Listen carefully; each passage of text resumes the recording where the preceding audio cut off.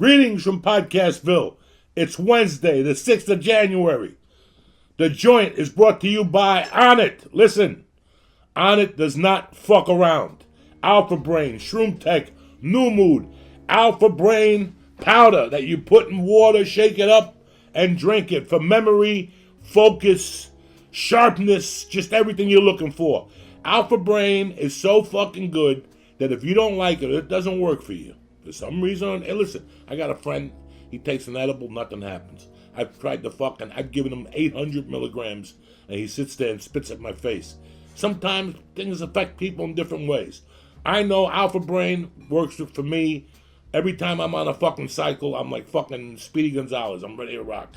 Alpha Brain, if you don't like it, they'll send your money back, and you can keep the fucking product. That's a company right there. That's a company that stands behind that product. Go to Onnit.com right now. Take a look at the selection they got. They got protein bites that'll knock your fucking pants off. They got melatonin in a spray. They're saying it helps with COVID. They've got protein powders. Alpha Brain, Shroom Tech, Alpha Brain Instant. You can't fucking lose. Press in church and get 10% off your first order. CHURCH, Church, Joey, whatever the fuck, and get 10% off delivered right to your fucking house. I'm with Onnit. You understand me? And the joint is also brought to you by, oh shit, DraftKings. It's fucking January, cocksuckers. You know what that means? Fucking Gitas. You got college basketball. You got the playoffs. You got pro basketball. I think hockey's around the fucking corner somewhere. But let's not worry about nothing. Let's worry about what's in front of us. You got the motherfucking playoffs. Tonight, you got NBA. Get ready because the playoffs start this fucking weekend, all right? There's no better place to get in on the action better than DraftKings. America's top-rated sportsbook. If you haven't tried them yet, what the fuck are you waiting for? To celebrate this time of the year, DraftKings is giving you a shot, you ready for this? To double your money. This Saturday, all it takes is one touchdown, and you could double your money. I'm going to paint a picture for you, right? This is you on Saturday. You smoke a number, you place a bet, you have mama lick your nuts, and put your feet up and go to bed. As soon as somebody hits the first touchdown, you're getting paid, bitch. You understand me? So download the top-rated DraftKings Sportsbook app today, right now as we speak. Use promo code Joey when you sign up and have a shot at doubling your money. Doubling if a touchdown is scored this Saturday. What are you doing this Saturday? What are you doing right now? Dick, you're going to be on a fucking computer. Let's make a little fucking Gitas here, all right? This Saturday, they're doubling your money if the touchdown is scored. That's code Joey for new players to get a shot at doubling your Gitas this fucking Saturday. For limited time only at DraftKings Sportsbook. Listen, the party's on Saturday, but the party really starts tonight. There's some great NBA on the board tonight. Take a look. Go to DraftKings right now. Download the app. Right now, as we speak, push in Joey. And fucking Saturday, you're going to double your fucking money as soon as the first touchdown is fucking scored. And here's the part the lawyers make me say. You got to be 21 or older. New Jersey, Indiana, Pennsylvania only. See DraftKings.com/sportsbook for details. You got a gambling problem? There's help. Call 1-800-GAMBLER. Or if you're in Indiana, call 1-800-9-WITH-IT. But if you don't have a gambling problem, oh shit, light your balls on fire. It's time to make some fucking Gitas. Download DraftKings. Code Joey. Candles lit, cocksuckers.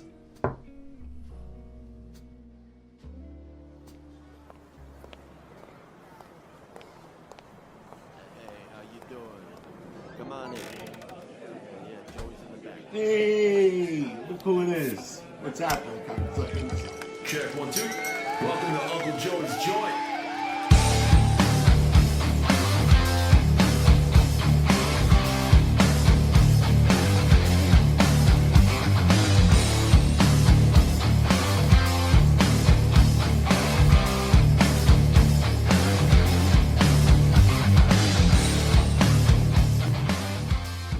What's up, you bad motherfuckers? It's Wednesday, the 6th. It's a beautiful fucking day to be alive. It's surgery week. I'm walking around having a nervous breakdown. You know what I'm saying? Listen, the good thing about this fucking surgery is I'm gonna have a fucking tremendous story for you guys. I already got stories from the week to stress test. I'm saving them. I'm holding on to them because today's a special date. But fucking Friday, I can't. But I've been having anxiety attacks. The other day at the gym on Monday, I fucking started lifting, and I couldn't catch my breath at one point, and I started sweating profusely like Joey Diaz. I don't know if anybody ever saw me before. I got clean off coke. After I got clean off coke on stage, I wouldn't sweat. When I was doing coke and I would go on stage, oh my fucking God, what would come out of me? It was like a steam bath. I would sweat fucking profusely. Can you believe that? What a difference. Like, if you've ever seen me, you've never really seen me sweaty on stage. You don't see me. I don't sweat at all. At all. Not even my fucking armpits. They're drier than fuck. But when I was snorting coke and I would go on stage, an onslaught of sweat would just fucking come out of me. Let me tell you something. Every time, the funniest thing about surgery for me is I always got to give blood, or you always got to fucking, they have to fucking give you like a, what do you call that shit? Intravenous, whatever that shit is. I got to tell you something. Whenever the nurses grab my hand, they always go, you're a bit palmy. No shit. I'm about to do what I hate doing the most. Anything to do medically. Listen, I don't give a fuck. You know me. I'm fucking out of my mind. Thank God. I thank God every fucking day that I don't like needles. Because I wouldn't be here right now. I'd be a fucking needle. I would have became a heroin fucking junkie. Thank God I don't have that fucking, some people could look at needles, and I just saw a shot on fucking 60 Minutes last night, and I almost fainted sitting there 3 nights ago, I'm watching 60 Minutes, and they gave somebody like a vaccine shot, and I had to look away. I almost fucking fainted. My wife looked at me, she goes, oh, that one got you. Like sometimes you get stuck looking at the TV, and you don't turn away soon enough. That's what happened. I was all momoed up, and fucking, all of a sudden, I'm like, what the fuck? Like, I can't stand this shit. But so this week, I'm going to have some type of story for you. Hopefully Monday, I'll be because I know I have to do physical therapy Monday, and I got to fucking drive. I don't have to drive. Somebody's going to have to fucking drive me. I got like 10 drivers on fucking call right now. So, but I start physical therapy on Monday, so I really don't know what my schedule is. I'm going to talk to Mike, and we're going to try to make this fucking happen, even if I have to do it from a couch or from my fucking recliner, whatever the fuck we need, we're going to bring you something. I'm sorry if I'm not going to look good. What are you going to do? Look, do you think like I'm not even, I don't give a fuck anymore. I'm past the point of wanting to look good. I just want to live and not get COVID. That's it. Can you imagine I get COVID? I don't get fucking surgery. That's another thing I'm living with all week. What if I get COVID? My friend wanted to come over. I told him no. My other buddy wanted to go to dinner. I'm avoiding him like he's fucking got AIDS. I'm just avoiding everybody. Like, I want to do this surgery. I'm not going to check it out on you guys. You know me better than that. I went to, the other day I saw Jim Florentine's brother, Bob. Great guy. All his brothers are great guys. But Bob is just extra sweet. And Bob is like, listen, man, if you need a ride down there on Friday, I'll give you a ride. I go, what if it's at 6 in the morning? He goes, you got it. I'll give you a ride. And I'm looking at him. I'm like, this guy doesn't know that if he gives me a ride, I just might hug him to death. Like, I might just hold him in the car and say, don't let them take me. Don't let them take me. Because, he's such a sweetheart. So I don't know. I'm hoping that I'm only fucking with you guys. You guys know that I'll fucking walk in there. I'll swallow my little faggy fucking attitude, and I'll get this done with. This is not my foot. This is not one of my strong points. When I did my strengths and weaknesses, number one was going to doctors. It's not my strong point, dog. I swear to God, you don't want to make an appointment for the doctor, and they make it, like, let's say I'm going to see the doctor. It could be anything, because you can't trust nobody. I always ask them, I don't care if I have to go to the doctor for my toe. I'm like, is there going to be a needle involved? And they're like, there shouldn't be. Okay. I just want to know, because every once in a while they'll throw by the way on me. I'll get down there and they're like, oh, wait, we have to do a blood test or something. I'm like, I'm not fucking prepared. I need my fucking little earphones. I need my little fucking Santana and my iPod. Oh, there's a process for me to give blood. Like before the stress test the other day. You don't even know what the fuck I did and how retarded your Uncle Joey really is. See, I'm retarded. And I've told you people for years, but you people don't believe me. You think I'm fucking with you. I'm retarded. So I had a stress test at 9:15. I couldn't eat 3 hours before the stress test. So I set the alarm for 4. I got up and I ate. I smoked dope and I ate. Even though I wasn't supposed to smoke dope. For the 24 hours before the fucking thing, I couldn't drink caffeine, you know. I got to go there without fucking coffee. You know how hard it is to get in your car, to go. Do you have any idea how hard it is for a guy like me to get in this car and drive to go get a needle? Do you have any fucking idea? It's like driving to go follow Dom Herrera back in the day. Like when I'd see my name on the schedule in the main room and I'd go, who am I following? Like Dom Herrera? Fuck. I'd have to drive down Sunset doing like 20. Like fucking 20 in the right-hand lane. If there was a guy, like, you know, a car popped up, I would pray to God, thank God there's a valet fucking stuck holding up this line. I don't want to go to the store and fucking die a slow death. It's worse than that when I have to go to the fucking doctor. Like, I have to go all the way to fucking, I don't even know. I don't even want to say where I got to go. It's like 20 minutes, 25-minute drive. Those 25 minutes, guys, the air will be down to 60 in my car. I will be pouring sweat, will be coming out of me. My handlebars, if I go to make a right, you'll see my hands slip off the steering wheel because my hands become just fucking, they just become like a sponge, man. So I'm looking forward to this. I'm doing the same thing I did when I got the fat ball taken out. The night before, I'm going to go to the bank and take out $200 in 50s. And shove them up my ass during the surgery. So if I have to make a quick getaway after the surgery, I got no problems. The time when they took the fat ball out of my neck, though, I put $4 $50 bills up my ass. I cupped them up real small, and I kept them in there because they don't let you put underwear on. I told you I'm retarded. Did I not tell you I'm retarded? I took the 50, I folded them again, and I didn't put it all the way up my asshole. I'm not a fucking... Just in between the cheeks. Yeah, but deep, like during the surgery, like the tip of the $50 bill was tickling my asshole or whatever. When I woke up in fucking recovery, I went off. That's what I'm scared of the most, that my wife has to go pick me up. Because she can't, you can't go to the hospital and be there. So my wife is going to have to go pick me up. So they're going to have to call my wife, and I'm going to have to wait those 20, 30 minutes. Let me tell you something. Those 20, 30 minutes of me waiting are going to be fucking in a recovery room. You have no fucking idea. And you're hungry and you're thirsty and you're going to have a mask on. You have no fucking idea how petrified I am right now. Or how petrified I was that day when they took the fat ball out. When I woke up, and I've had 1, 2, 3, 4 surgeries since I met you guys. You got put under for all of them? Yeah. Oh yeah, I got put under. Yeah, I don't. No. Oh, I did that once. I was so weird. No. Listen, guys. When I go to the dentist, I only went under one time. I don't like that. Dental pain is not that bad. You don't even feel the dentist. I go to the dentist, I don't even fucking feel. When I did my teeth this last time, the chick with Dr. Sherry up in North Hollywood, I give her the highest recommendation. I didn't feel shit.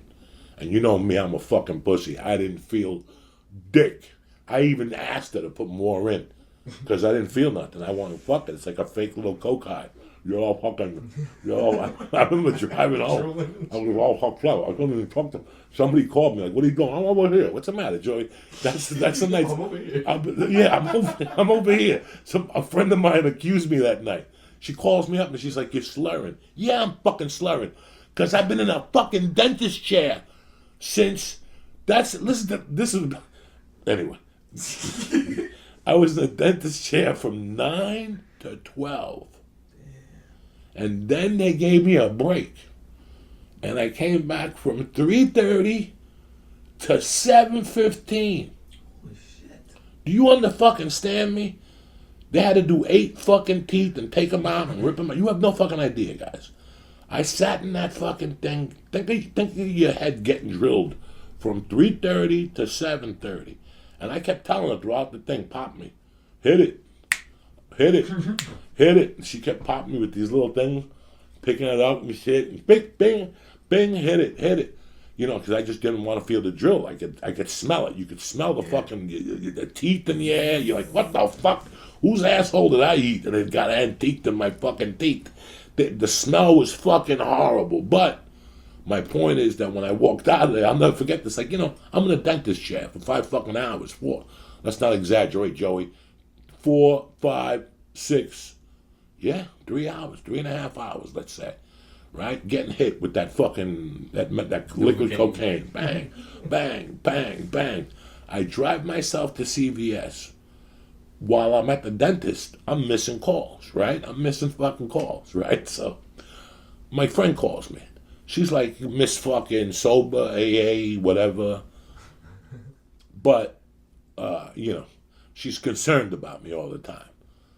So I call her back and go, how you doing? What's going on? You know, and she's telling me that also. She goes, why are you slurring? And I go, because I've been at the fucking dentist since 3:30. She's like, you have a problem. I'm like, what the fuck are you talking about? Like, I had to call her the next day and go, what the fuck is your problem?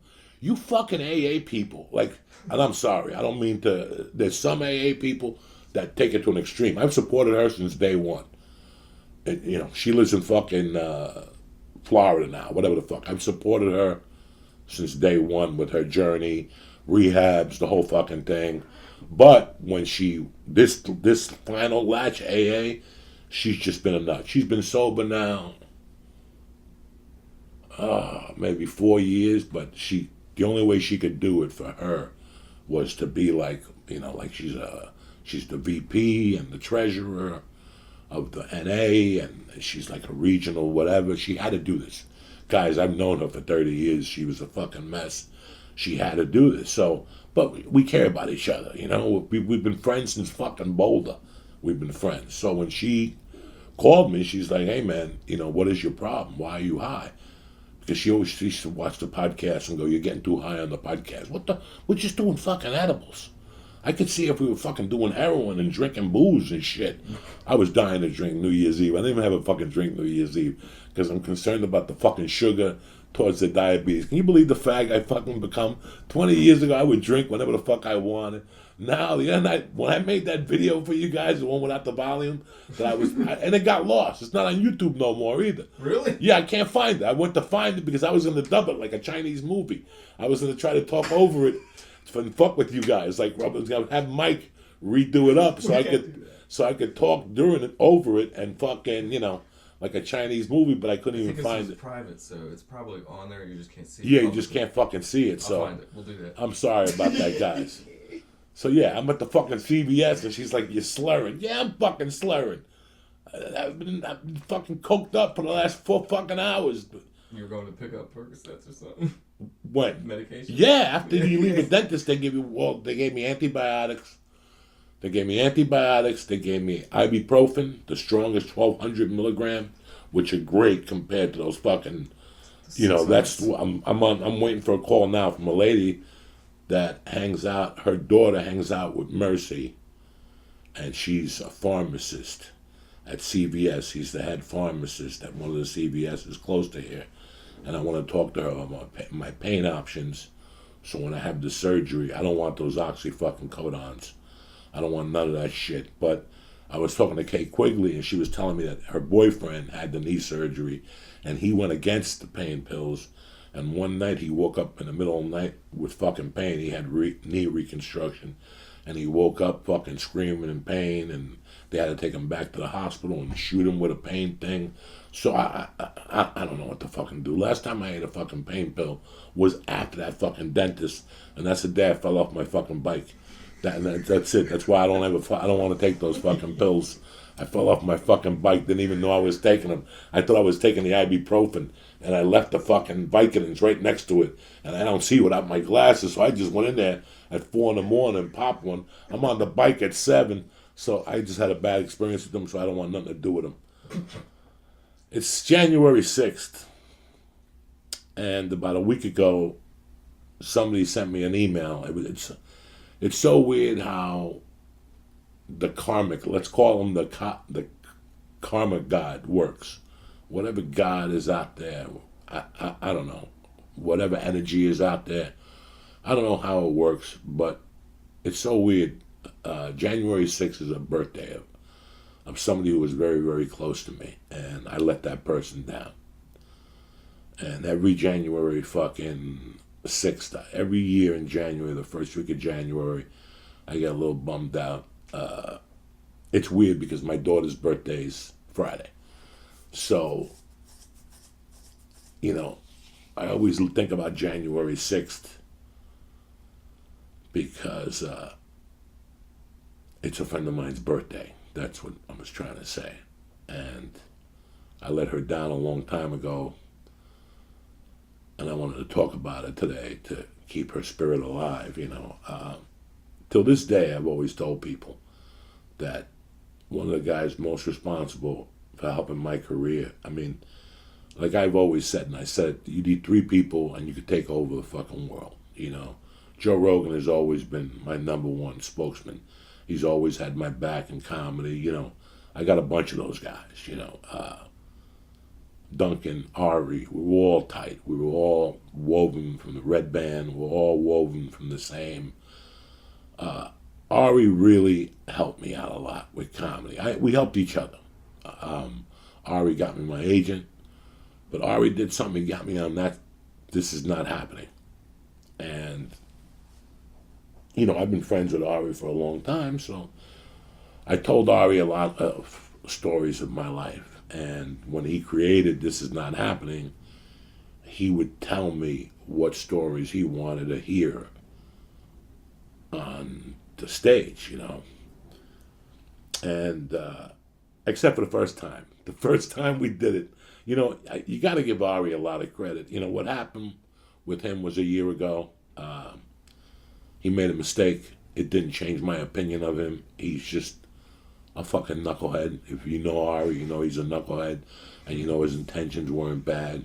If you're still mad at him, go fuck yourself, get over yourself, Elvis is dead and I don't feel so good myself. But Ari's a great guy, and he did something for me. Everybody has done something different for me, but he looked at me from a different direction. He had heard me on the road with Rogan. Me and him would stay downstairs, me, him, and Red Band, and we would tell stories, whatever, and he would hear these stories, and I think he would put, mental notes in his mind. I think he fucking knew he wanted to do this. First time we did the Storyteller show, he did that fucking thing in the back of the Improv. No booze. It was $10 or $5 to get in. There was maybe 50 people in the back. It was the back thing of the Improv. And I remember going down there. I was going to tell a story about mugging somebody or something in Hudson County Park. And I ended up, when I was down there, it was Mark Maron, Steve Agee, nice kid, and Mark Maron. And I had to follow Steve. And Steve made a Pink Floyd reference, so Mark Maron made a Pink Floyd reference. So I went up there and told the Pink Floyd story.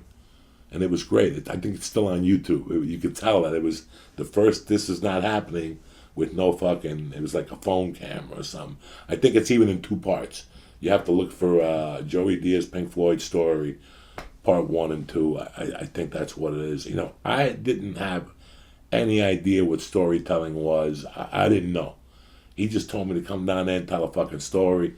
I went on stage and told the story, and next thing you know, people went fucking crazy over a fucking story, over a Pink Floyd story. And then he kept raising the levels higher and higher. Then they went on to digital. So before Comedy Central picked up the show, they went digital. And he came to me, and he told me that he wanted me to tell a story about the lady who raised me. And I was like, my godmother? And he goes, no, the lady who took care of you after your mother died. And I'm like, oh, it's right. It's so fucking weird that if you haven't seen that on This Is Not Happening, I think it's my best work. And I hate everything I fucking do. I hate everything I do.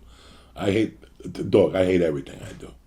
The This Is Not Happenings to me are my best fucking work because I was free. It was for Ari. My motivation was different. It was for Ari. It really wasn't for the audience. It was for Ari. I didn't want Ari to look bad. I'm one of those dudes that when it comes to my friends, I don't want you to look bad. It's like people always say to me, why do you pay for the UFCs? You could just steal them. I'll give you the code. And I'm like, what would happen if fucking Dana White knew I stole a thing and called Joe? How embarrassed would I be? Joe would say to me, all you need to do is call me. I'll give you the $70 fucking dollars. Do you know what I'm saying? I mean, so when it came to Ari and Comedy Central, I had to give him the best because out of respect for him. Did you ever see him on Comedy Central doing anything else? No. Ari went to Comedy Central and said, you got to put Homie on. And even though they were like, no, he's not, he's not one of our little fucking Gentiles that is safe.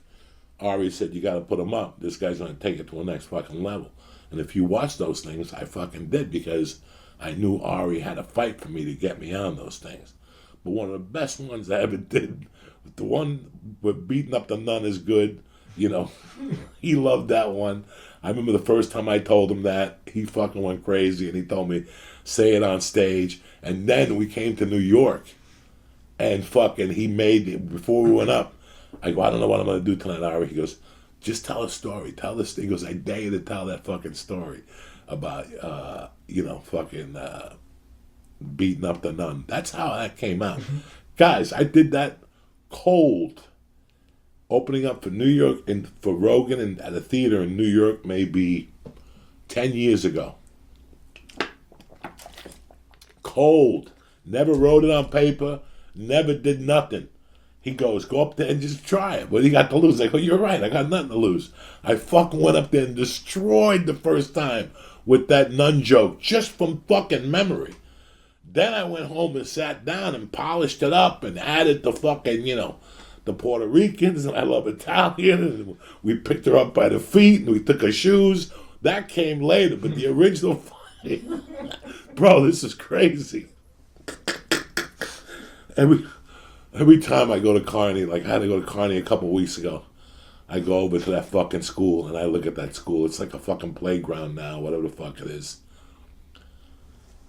I can't believe we beat up that fucking nun till this day. I really cannot fucking believe that. And I'm gonna go to hell for that. But Ari wanted that story. Like I think the first thing I did with Ari was the Zoraida. He really wanted me to tell the Zoraida story. He goes, people got to know about this because people think your mother just died and you were an orphan. I want people to know that you were taken care of. And I've never said that I was just, I never wanted people to think that my mother just died and I ended up on the fucking street. That wasn't the case at all. The Benders took me in. I had options, okay? It wasn't like, and it was so weird. Like, nobody contacted me. Like, usually your mother dies, the state contacts you and says, who you living with? You're going to have to go to a group home until they adopt you or whatever. Nobody said nothing to me. It was like nothing ever happened. I just got up and moved in with the Benders. We didn't register. We didn't do anything.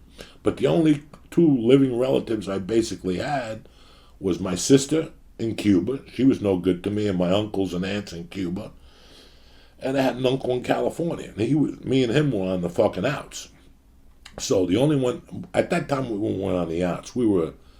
I was young when my mother died. He came to the funeral. He did his brotherly thing, and he left after a couple days. He gave me some money, and he gave me his number, and he said, call me if you need something or if you need to come out. And I took it up. I took the offer up 4 years later. That's a complete different story. But as soon as my mother died, Zoraida was my mother's best friend. And what people don't understand, like, this is why I take friendship very fucking seriously. Like, Mercy's going to be 8 on Friday, and I got to tell you something. I told my wife this, I go, I'm lucky I have Mercy. I'm lucky that I have Mercy because this year, particularly, I think somebody would have got hurt. I think since last December, fate was, for the last year and a half, there's been a handful of people that indirectly or directly have been fucking with me. It doesn't bother me. You know me, I give them all the rope in the world because I give them a rope so they can hang themselves. I give them rope because they don't know that I'm a fucking savage. And I told my wife about a week ago, we were sitting upstairs, and I go, can you believe Mercy's going to be fucking 8 in a week? And I said to her, you know what? A lot of people should thank Mercy. A lot of people should get up every morning and go, thank God for fucking Mercy. Because if I didn't have Mercy right now, the last couple of years, and I just had my wife, let me tell you something. In my 50s, especially after what I've accomplished already, I wouldn't mind doing a couple of years in jail. You know what I'm saying? Just at the end. Just to prove my fucking point. You know? Like, I wouldn't mind. I wouldn't mind dying in a fucking cell. And I know you people are crazy. You know, I don't want to die in a cell. What I'm trying to say to you people is, if I didn't have Mercy the last 8 years, I mean, I look at Mercy, I kiss her every day like 25 fucking times. I kiss her in the morning. I tell her I love her. But I thank her. I thank her every day. My daughter knows me. My daughter knows me better than most fucking people. A lot of people, you know, this year was a bad year for my friends. A lot of my friends got beat up this year. And a lot of the people that beat up my friends, if I didn't have Mercy, I would have been shooting people. I don't know if you people know this about me, that I'm not all fucking there. And I don't like people messing with my fucking friends. I do not like it at all. And a lot of my friends got messed with this year. I got messed with this year. A lot of people I cared for got messed with this year. And it's so weird. Like, all you motherfuckers better be thankful I got Mercy. Because at 58, I'm crazier than fucking ever. Trust me. I get thoughts that come into my mind that would rattle you. I am still a fucking derelict criminal. The comedy and the family and everything has taken all that stuff away from me. But trust me, I have thoughts in my mind. Like, I forgave my ex-wife. Me and my wife are even. Me and my ex-wife are even. I've forgiven everybody. I'm not mad at anybody. I'm just letting you know I'm happy that I have a daughter. Because I was like, I already did everything I wanted to do. I did movies. I did the Comedy Store, the documentary. I'll be on the documentary. Like, they'll go, that guy was on the documentary. He's doing time for stabbing a motherfucker 10 times. Or shooting somebody. I swear to fucking God. I'm thankful for Mercy, you know. And when I was younger, I was out of my fucking mind. But Zoraida could always calm me down. So after my mother died, you know, I mean, my mother died at 3 in the morning, and Zoraida was already there. I think I called her at fucking 8. And Zoraida got there, I don't know, maybe 9:30. She lived in Long Island at the time. And her operation was out of Spanish Harlem on 113th by Spanish Harlem, by the park. That was her operation there. She had a second floor apartment over a little fucking bodega. I could live to be 80. I'll never forget being a kid and walking up those steps in the 70s and seeing all the junkies fucking nodding in the hallways. And it was way better than going to any fucking zoo or any movie or any fucking love bug in the world. Like, I knew they were on some type of drug. I just didn't know what. But I enjoyed seeing people like all fucking. I mean, that's why I think I dose people. From me seeing all those people at a young age. Oh, fuck. She lived on the second floor. So we had to go this way, and then there was like a landing, and then you went up to the second floor, and you knocked on the door. There was like 2 doors in the hallway. Let me tell you something. There would always be 3 dudes, like 3 monkeys. You know, like those 3 fucking monkeys? There would be 3 of them laid out, fucking vomit next to them. It was disgusting, but so entertaining when you're 6 and 7 that I love going up there. I would beg my mother, take me to Zoraida. Nah, you got to go to school today. Fuck. I'm not going to be able to see the fucking whatever. The whole neighborhood was great. They had great food downstairs. It was Spanish Harlem. It was the fucking 70s. They had this thing called the Marqueta. I don't know if it's still there. Oh, my God. Lord, they had good shit in there. So every time, I would love going over to Zoraida. So when my mother died, you know, she was my mother's best friend. I called her up. I told her that we found my mother. She showed up. She pretty much, you know, I was out of it throughout the whole wake. She pretty much carried the wake, you know. She did the whole fucking thing. She waited there till they buried my mother, and then she goes, I'm going to stay with you for 2 weeks. I want you to stay here for 2 weeks and settle in. Let me stay with you. Let me take care of you, cook for you. And Thanksgiving, you can move in with the Benders. My mother died on the 8th. I think they buried her like on the 12th or the 13th or something like that. So she stayed with me for those 10 days, and we really got to talk. We got to talk about my mother. She told me about where she came from in Cuba, when she stabbed the fucking guy for her sister. You know, she told me a lot of things about my mother I didn't know. It was really great of her, you know. And then Thanksgiving Day, I moved in with the Benders, and every Sunday, I would meet Zoraida at a bar called Otto's in Union City. It was on 30th and New York Avenue there. I forget the guy that owned it. He played for the Chicago Bulls from Union City. He's dead. Rest in peace. Thank God he's dead. I used to rob him like every other week, the poor bastard. I used to work in that bar. That guy gave me a bartending job at 17 years old.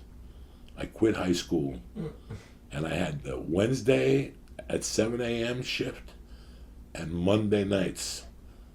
But that came later. Don't worry about that. That came later. When I was, my mom died when I was 15, 16. Zoraida stayed with me, and then she made a fucking promise that she was going to take care of me until I got to be a man. And I got to tell you guys, I learned a lot from her. I learned that experience of being around her got me here with you guys, because it taught me how to be a friend. It taught me what friends do, and it taught me that it's not about money. Like, everybody thinks it's about money and boats and bitches and getting your dick sucked and hanging out with celebrities. Let me tell you what it's about. It's about friendships, man. Your bank account doesn't match the value of your friendships. If you have $20 million, but you don't have good friends, your life ain't worth shit. And you just don't get good friends. You have to grow good friends. You have to water friends, and they water you. It's the same fucking thing. It's cultivating. People think that you're just gonna go online, swipe, and meet the woman of your fucking dreams, and it's gonna all work out. Then they get mad at you when they get it. Well, I've been married 4 times because you made 4 bad fucking choices. You didn't cultivate your fucking friendships.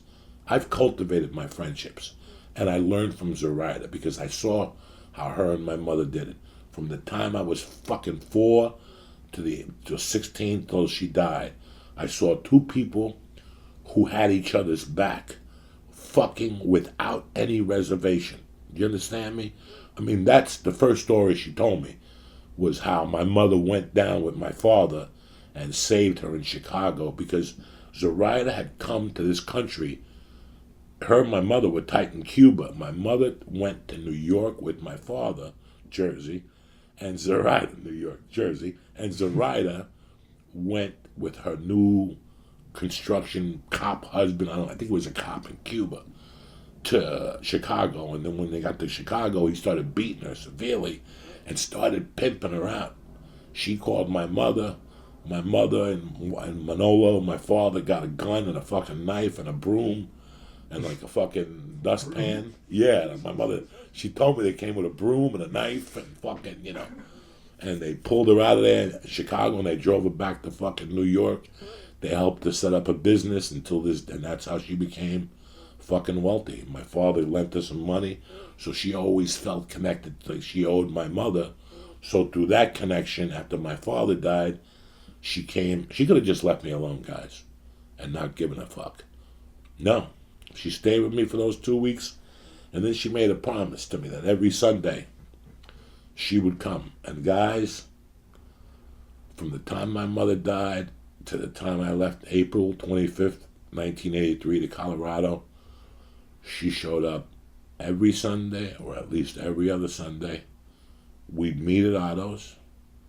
We'd drive down to fucking the cemetery. I just thought of her driver's face. That's so weird.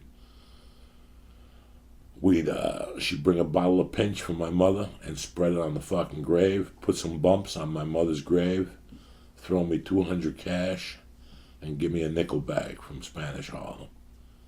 I would call her every day.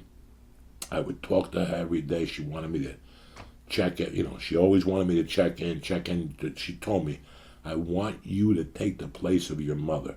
Do you remember how me and your mother spoke 3 times a day? Yes, that's what good friends do. Call me in the morning, call me at lunch, and call me at dinner. So every day I was trained. She trained me. She goes, this is what friends do. You check in. She goes, me and your mother have been doing this since 1940. Checking in. And sometimes I would call her, like, after 6 months that my mother died, I would call her and she would cry. She goes, I could still hear that same tone that your mother has in your voice, even though you're a man. It's weird because I hear it in my uncle. When I speak to my uncle, I kind of get emotional for like a minute because I hear my mother in his voice also. So I understand what Zoraida was saying to me.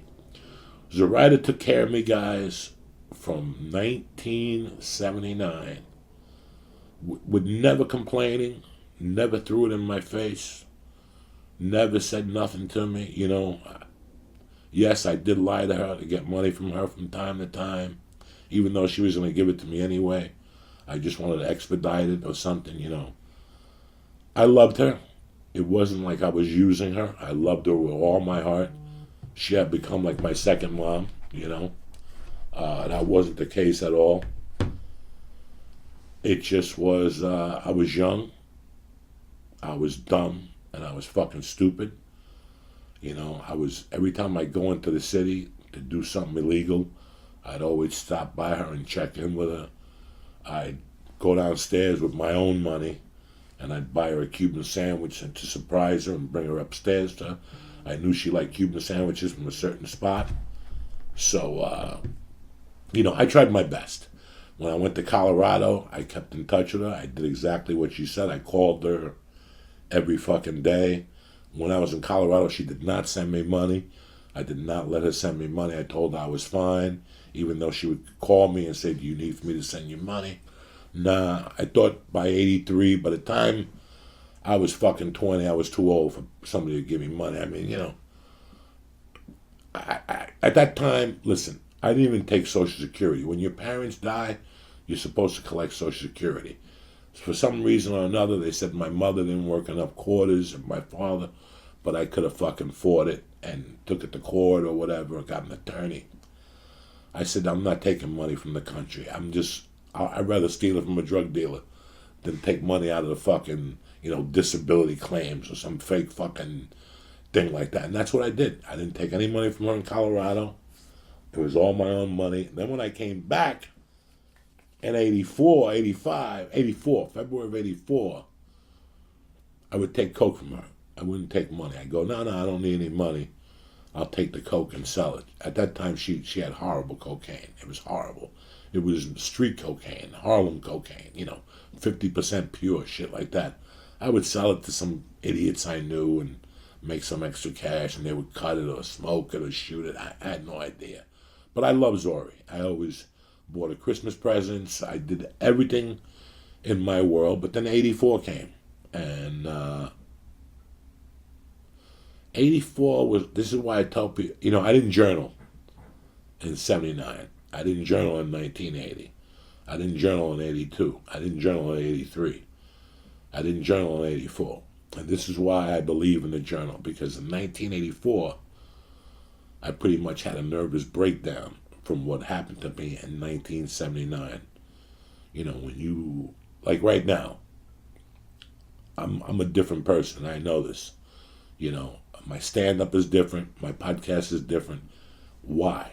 What is the answer? Is Joe Diaz not funny anymore? No. I'm still a funny motherfucker. I still feel it. I really do still feel it.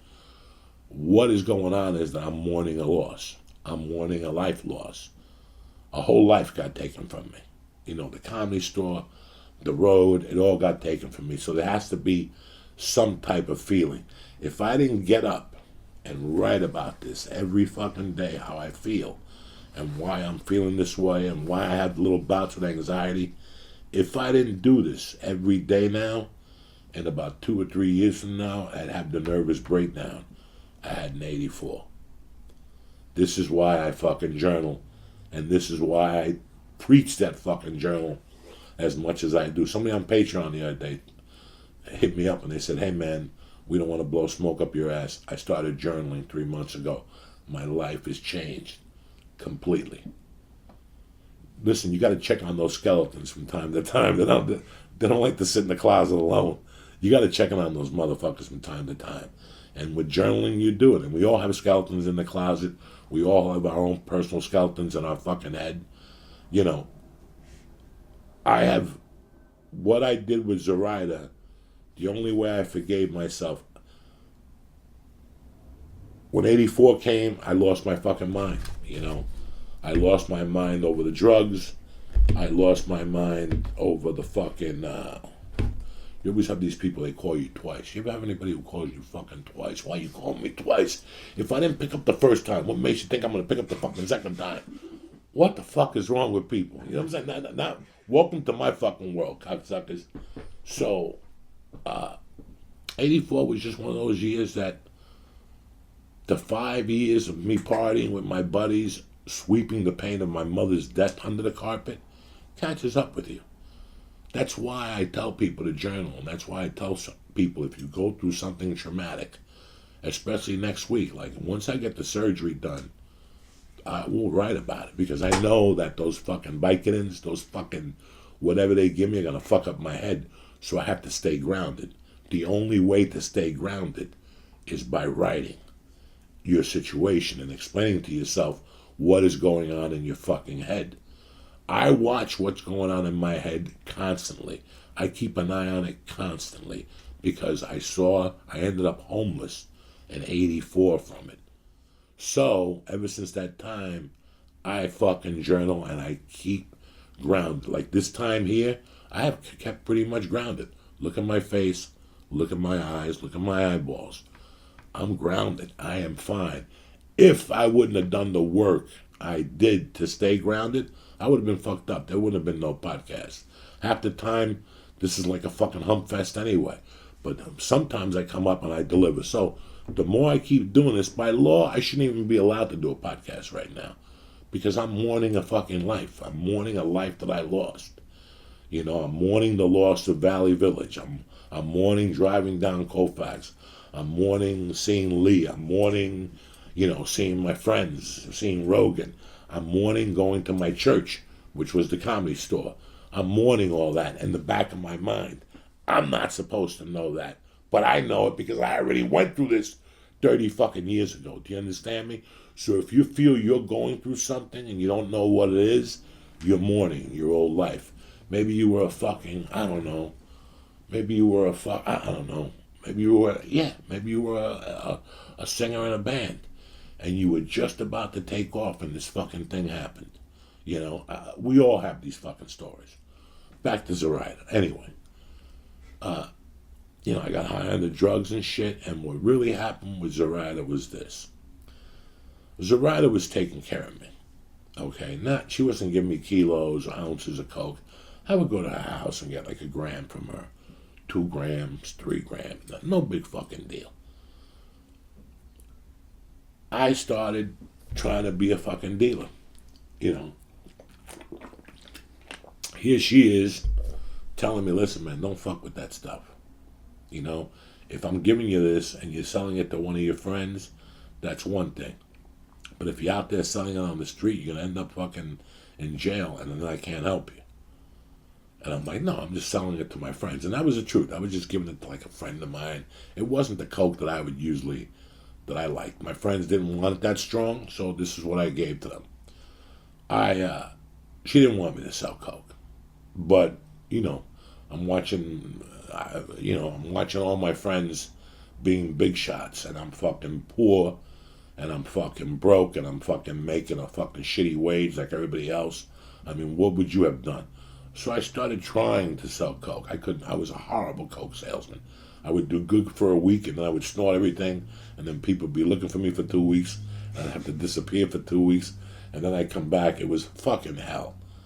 So I went to Miami, and I fucking, a friend of my mother's thought that I was top-notch friends with like the mafia. They had Carmine Balzano confused.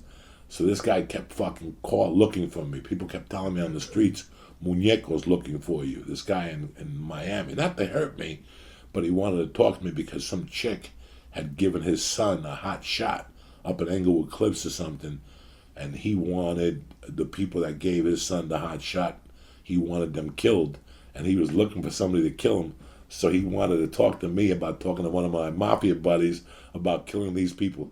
This was my life at 1984 when I was 21. So if you think you got problems, listen to that fucking story. So here I am talking to this guy, and I'm like, yeah. I'll get the mafia to fucking kill the fucking people, but you got to give me a good price on a fucking kilo. He's like, no worries. I'll give you fucking wholesale prices. So I was working with him and I was doing okay, but you know how the fucking story goes. If you throw enough spaghetti against the wall, it's going to fucking stick. I went up to North Bergen, and one weekend I ended up doing all the fucking coke, and I ended up spending the fucking money, and I didn't have the fucking 20,000, so I never called him back. So I thought that he was going to call Zoraida and complain to Zoraida because they were tight. They all knew each other. So I was scared if I called Zoraida, she was going to give me a fucking tremendous ear beating, make me go down there and pay him and say all this shit. So what did I do? I took the easy road because I was a fucking loser. I just stopped calling Zoraida like in September of 84. Right after I burned Muñeco, I waited about a week and I was like, I can't call Zoraida. And then I was going to places and people were telling me, some lady Z called here. Like she knew my friends' numbers and she started calling their houses looking for me. And I was like, she definitely fucking knows. Now I'm fucking dead. And then I ended up going to California. I ended up going here. I was ducking people. And I ended up going back to North Bergen. I ended up homeless. And then, in fact, I spoke to Mr. T this morning. Happy New Year, Mr. T. Mr. T was my high school teacher. And January 1st, 1985, Mr. T took me in with the plan of taking me to a detox and then for me to rehab. That's a complete different story. But after T picked me up and I got to sleep for 2 weeks and relax and get my head together and get the cocaine out of my system, I was like, fuck, Zoraida. What have I fucking done, you know? I picked up the phone. I remember I was out in the street somewhere and it was like a fucking payphone, you know. I picked up the payphone. I called her. She's like, where the fuck have you been? Do you know what happened to me? She goes, I've been calling for months looking for you. Where have you been? And I go, you know what happened? And she goes, I don't know what happened. She goes, you know what happened? The cops raided me, and during the raid, one of the cops fucking fell on me, and he broke my fucking leg in 2 places. And they took everything I had, and they fucking seized my bank accounts.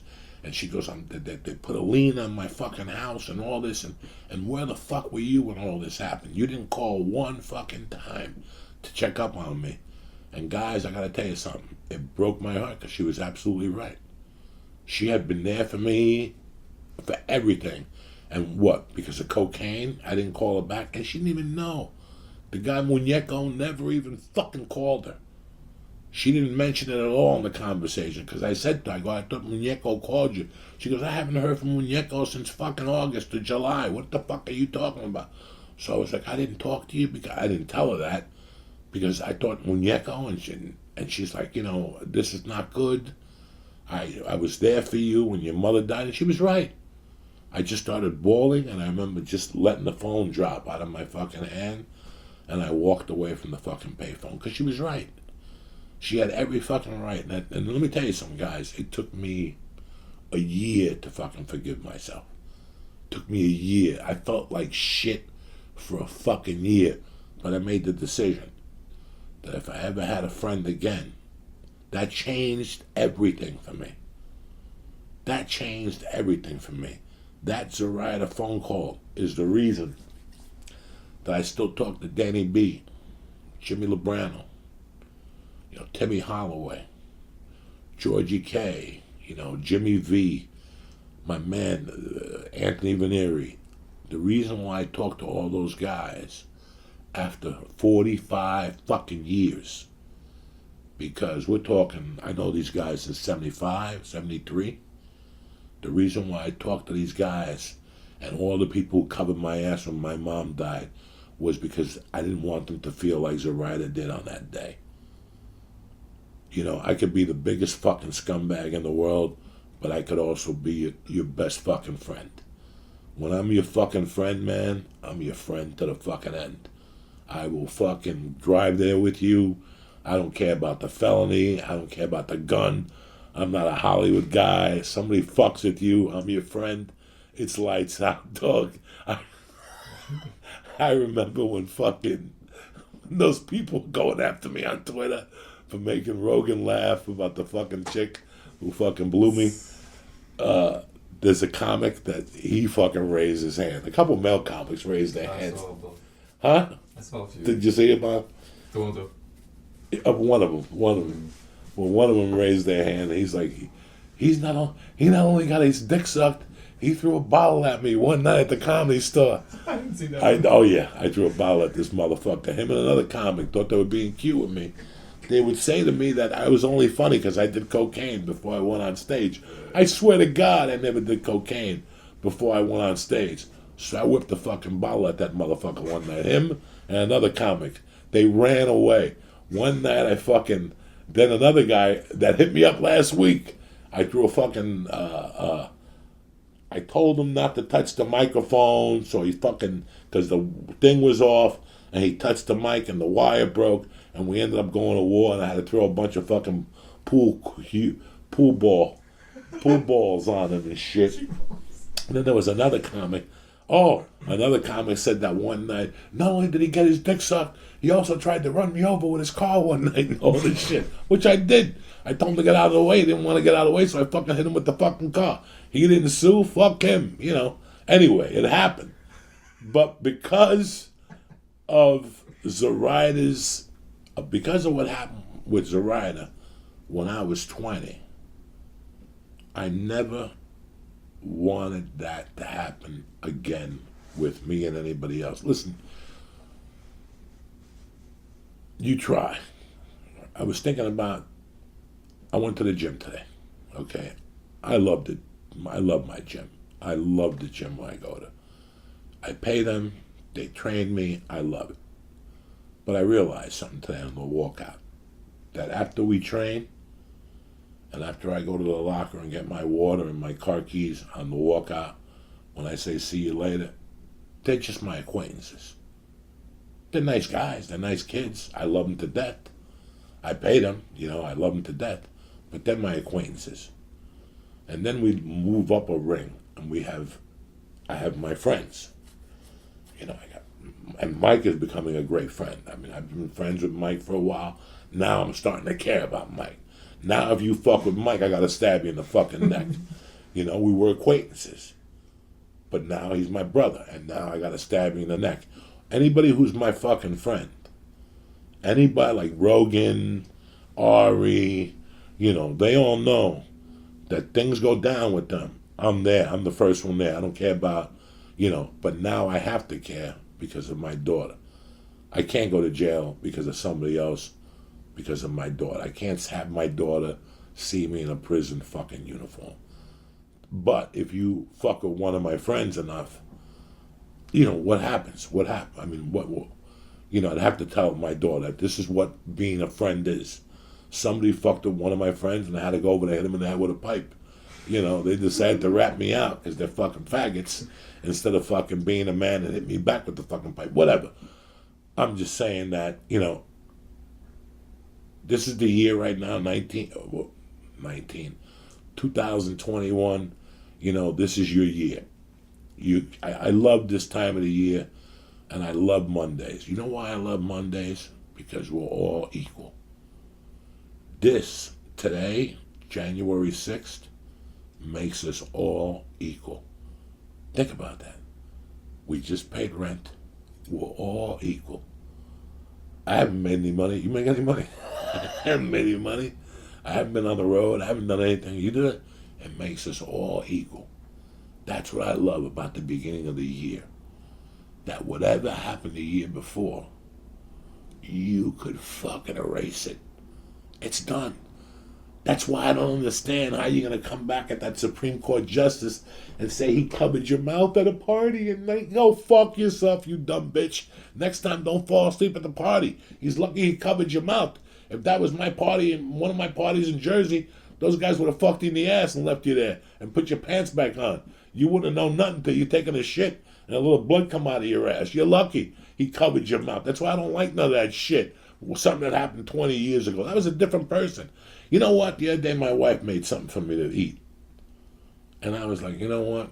Give this a break. And I go, not because it's bad, but because I don't like it anymore. My tastes have changed. It's like I've said 1,000 times. People fucking change.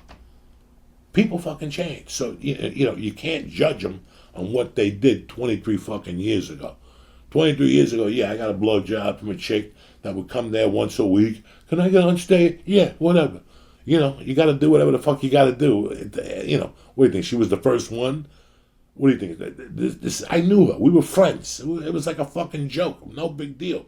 You're the motherfuckers that, Gentile Central. Oh, my God. But the guys that went off, they went off. My point is that it's a new year. You got a new start. And if you want to work on something this year, because I see a lot of this in emails from younger guys, is that they're lonely, they don't know how to make friends with this fucking pandemic. A lot of people are in bad positions. Listen, it all starts with one friend. And all you need is 3, and you could take over the fucking world. How do I know? Because I've done it. Have I taken over the world? No, I'm not fucking Genghis Khan. What I mean taking over my world is I've taken over my world. What I do for a living, I've excelled at because of those 3 friends. If you don't have 1 or 2 friends that lift you, you need to work on that. Nobody's going to come and lift you. You have to try to lift them. Mike has been lifting me for years. That's why now we lift each other. And our relationship has grown. So if you're lonely this year, learn how to work on your friendships. You don't need 10 people. Everybody always wants to have a party with 12 people. Oh my God, I'm so loved. And wait till the tab comes. Let's see how much they love you. Everybody's looking around, scratching. Who's gonna pick up that fucking tab? Go fuck yourself. 3 people is all I need. 3 people. We could take over the fucking world. Not the world. It's not like I'm going to go to China and go, this is my fucking world. No. What I can control. My world. 3 people. Today's the writer's birthday. I wanted to wish her a happy birthday and do this podcast in her name to her. And for her to find a way in her heart to forgive me for what I did. After I did that, I swore that I would be a better friend to my friends, and I am. When I'm your friend now, I'm your friend. Learn to be a friend. Don't worry about being popular. Don't worry about having 8 people or a crew. You're never going to have a crew because 1 out of 8's going to flip on you, you dumb motherfucker. The more people you add to your crew, the more chances you got of people flipping on you. All you need is 1 or 2. You don't want to do a crime with 3 because then 2 can flip on 1. That's a complete different thing. I'm talking about friendship here, okay? As far as friendship is concerned, that's what this podcast is about today. She showed me the gift of friendship, and I want to share it with you. You want good friends? You're not just going to get them because, you have those friends that try to buy you, Look, go to France, I'll pay. No. It's not about that. It's about having each other's back, having each other's balance. Friendship is a balance. While I've been here in Jersey, I've learned one thing, that I have a great wife. We work well together. I don't like raking leaves. She likes raking leaves. You know what I'm saying? She don't like taking out the garbage. I like taking out the garbage. Me and my wife are a team together. That just didn't happen. That just doesn't happen. You have to work at it. You have to eat some shit from time to time. You have to eat some shit and say you're sorry, or say I feel this way. You know, I've never lasted with a woman like this, but when I hooked up with my wife, that's why it took me 9 years to marry her. I said, if she's going to be my wife, I'm going to be a husband. I don't want to do what I did last time and fail. I don't like failing at things 2 times, guys. I don't like it. I don't mind failing at something 1 time. A particular thing. I failed at a lot of things. I failed at everything, if you fucking really look at it. But I don't like failing, doing 1 thing twice. There's no call for that. First time, shame on me. Second time, first time, shame on you. Second time, shame on me. I don't like failing at something like that. So, that's the episode for today. I'm dedicating this to Sarita. It's her birthday today up in heaven. I wish I had a picture of her. I'd light a candle for her, but I don't. She was beautiful. She was Cuban black African Cuban, and she had blonde hair way before little Kim. This is 79. This bitch already had a tight little blonde hairdo. She looked like Dennis Rodman before the operation, but she was good looking, Zoraida. And you know what, man? 40 fucking years later, I still really miss her. I miss her conversations, and I miss what she did for me. If you take anything from this podcast today, remember, friends just don't fucking pop up out of the fucking ground. You got to cultivate them. You got to work on it. You got to let them know you're in, and they need to know that you'll fucking die for them. You know, like I said to you, those names I mentioned earlier, Timmy, George, Jimmy Lubes, these guys, that's who got me to the place. My friends are who got me to this place. Your friends should be lifting you up, not tearing you down. That's what friends do. I hope you enjoyed this podcast today. Thank you for the Patreon. Thank you for always giving me love on Twitter and Facebook. I guess Periscope ain't out of business yet, right? They're not out of business yet?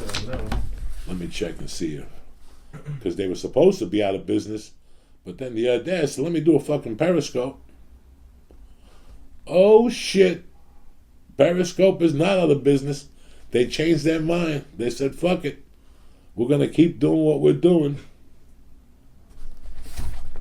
Anyway, that's what I want to talk to you about. Friendship today.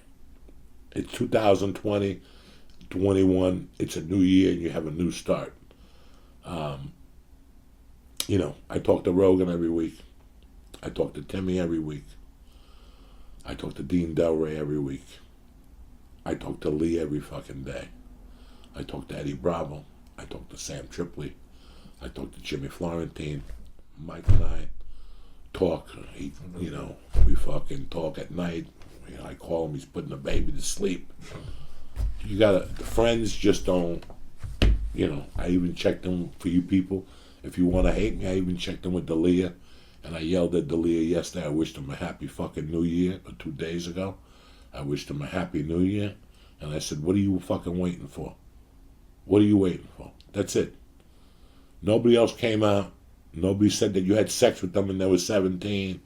Nobody else said nothing. You text somebody, they were underage. It was a fucking mistake. That's it. What, you're done forever? I said, when is the podcast going to start? And when are you going to put yourself back out there again? You know, people just don't forgive you. You have to ask for forgiveness. So I gave him advice. I hope he takes it. And that's it, man. If you're in a bind, ask for forgiveness. If they're your friends, they'll see it. If they're not your friends, fuck them. Who the fuck are they to judge you, right or wrong? It's like lying. Like Willie Nelson, never lie to your friends. If you lie to them, you're going to if they're your friends, you're going to ruin it with a lie. And if they're not your friends, who the fuck are they that you got to lie to them? Fuck them. I love you guys. Thank you very much for watching The Joint. I hope to be back on Monday with everything I got. I hope to be back. If you know anything about me, I will be here Monday. Have fucking Vicodin out with my leg out. We'll figure it out. But thank you for all the support. Thank you for all the well wishes. And thank you for just listening to the podcast and the Patreon and everything else we have to offer. Stay black. And now for a word from our sponsors. All right, cocksuckers, thank you for this little tete-a-tete. Thank you for all the well wishes on the surgery on Friday. Hopefully, we'll be able to do a podcast next Monday. Let's see how I feel. I don't know if my leg's going to be sticking right up. I don't know if I'm going to be too fucked up on the fucking pills they give you. I don't fucking know what's going to happen. All I know is I'm here today. I'm having the surgery Friday. I appreciate you motherfuckers with everything that I got for always having my back, all right? But before I go, from the heart of Jersey, the joint is brought to you by Draft Motherfucking Kings. You understand me? Listen, if you haven't signed up yet, now is the time. Download the DraftKings Sportsbook app today. You're like, Joey, why? Because it's safe, secure, and reliable, and it's your money. Deposit and withdraw at your motherfucking convenience. This weekend is the motherfucking playoffs. Get ready. There's no better place to get in on the action than DraftKings. Why? Joey, why? Because they're America's top-rated sportsbook, you fuck. If you haven't tried them yet, what the fuck are you waiting for? To celebrate the best time of the year, right now, January, right now, this is Gita's month. If you're not fucking around, what are you doing? DraftKings is giving you a shot at doubling your fucking money. Did you hear what I had to say? You're going to double your money this fucking Saturday. All it takes is one touchdown for you to double your money. Like I told you in the beginning, I'm going to paint a picture for you, all right? You're going to wake up Saturday, go to breakfast, get 2 pieces of bacon, maybe a piece of toast, 3 eggs sunny side up. You're going to smoke a number, maybe give mama a stabbing, and then you're going to open up DraftKings, place your bet, and as soon as the fucking first touchdown hits, you're getting paid. You can take a nappy nunu time. Who's better than you? Who's better than you? Nobody. Don't sleep on basketball either tonight, because it's going down. There's daily odds boost on the app every fucking day. Like I told you, if you haven't signed up yet, you're fucking slipping, because this week is fucking on. You got tonight, you got college basketball Thursday night, college pro basketball Friday night, and fucking Saturday and Sunday NFL playoffs, and DraftKings is kicking it off with 1 touchdown and you double your money. Are you fucking crazy? Download the top-rated DraftKings Sportsbook app right now and use promo code Joey when you sign up to have a shot at doubling your fucking money if your touchdown is scored this Saturday. Not Sunday, this Saturday. That's code Joey for new players to get a shot at doubling their money this Saturday for a limited time only at DraftKings Sportsbook. And here's the part the lawyers make me say. You got to be 21 or older. New Jersey, Indiana, Pennsylvania. There's some other states that have been added. Tennessee, Colorado. See DraftKings.com/sportsbook for details. Now, if you got a gambling problem, there's help. Call 1-800-GAMBLER. Or if you're in Indiana, call 1-800-9-WITH-IT. But if you ain't got no fucking problems, let's go. Download this fucking app and let's make some money. Use code Joey and cash in on this motherfucking deal today. Saturday, bitches. Let's make some cash. The joint is also brought to you by Onnit. Listen, you know how I feel about them. 10 years I've been working with them. I've been taking this product for maybe 12 years. Joe Rogan used to turn me on to Alpha Brain. I'll tell you what, man. I don't do them every day. I go on 6-week cycles, but Alpha Brain is the fucking shit, especially now when people are going through what they're going through. You know, I'm not saying it's a fucking cure-all. I'm saying it improves your memory and it helps you with your focus like it did for me. They got it on instant. They got a pill form. We got Shroom Tech Sports, Shroom Tech Immune. I mean, listen, it doesn't end. I could sit here for 2 hours and talk to you about the benefits of Onnit. Look for yourself. Go to Onnit.com right now. Look at the supplements. Look at the protein bites. Look at the equipment they have. I can't do nothing for you on equipment, but on the supplements and the protein bites, I get you 10% off delivered right to your house. Press church on the way out and get 10% delivered right to your motherfucking crib. That's it, and that's that. I want to thank Onnit, and I want to thank DraftKings for having my back. And I want to thank you guys, and thank you for all the well wishes. We'll see what happens Friday, but I'll keep you posted via Patreon and via Twitter and all that shit. I love you motherfuckers. Candles are always lit here. Have a great fucking weekend. Stay black.